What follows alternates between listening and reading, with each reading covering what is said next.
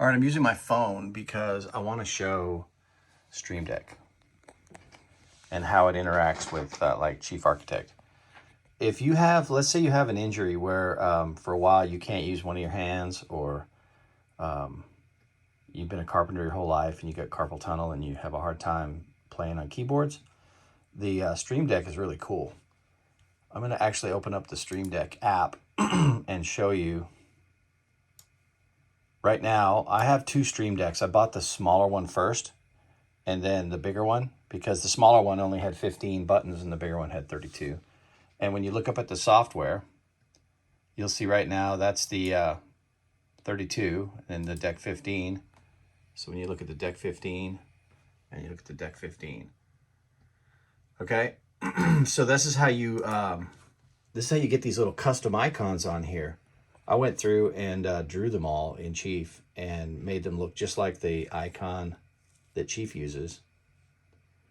And then you drag them into the app. Like, let's say you wanted to have a text file. You drag it to a blank area, and you see how it immediately put the letter T down here. And up here, there's nothing here. So if I was to say, let's just do Command S. We'll go right there. Oh yeah, it doesn't do, oh yeah, this is just letters. Never mind, I have to change this. If I want to do a hotkey, I gotta go hotkey. And now it's this symbol. See that symbol down there? Now it'll let me do Command. So you click here, it's observing the keystrokes, and we go Control S. So you see that? If I push this button right here, it's gonna do Command S, which is typically save in any kind of app. And that's how easy it is to do Streamdeck. And just so that we can test that, I'll come up here and just watch I'm gonna push the Streamdeck button. 3, 2, 1. You see where it said file? Oh, and look, I haven't saved this, so it popped up the save plan file. So that's what you expect. And that's just one button push on, and these are all custom things that work in Chief. But what if you wanted to work in AutoCAD? Well, you can set up the Streamdeck to change. Look at that. So see how it changes, and it's reading for Chief. And then I come down here, and when I say come down here, I go from Chief to AutoCAD. And then I have different icons. And so I went through the AutoCAD library, and I found all of the dark mode icons that they use and just copied them and dropped them in here. And let me show you one of the best things about Streamdeck and AutoCAD. Let's say you want, let's just demonstrate this. Here I am in AutoCAD. Let me move this, there you go. So now I'm gonna type a command. I'm gonna type the letter L. And then what it does is it pops that up. But then I have to hit enter to select that, or scroll down and hit enter. So let's just hit enter. And now it's ready to draw a line, right? That's how you do lines in AutoCAD. So you do the letter command and then you hit enter. Well, excuse me. Check this out. If I wanted to, let's go to the smaller deck because I think I have lines there. Yeah, so if I want to draw a line, I put the letter L, but then I'm allowed to check this box which says press enter after. So it's amazing because all I have to do is watch this. I'm sitting here, I'm not doing anything, and watch this. I'm just gonna push line tool, 3, 2, 1. And now it's waiting for me to draw a line. I didn't have to hit enter because it's already integrated.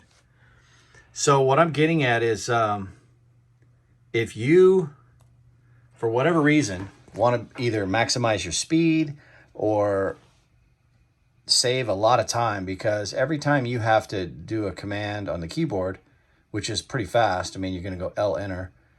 This is even faster than that because you can keep your left hand kind of up near the Streamdeck and just push whatever you want and it activates it for AutoCAD and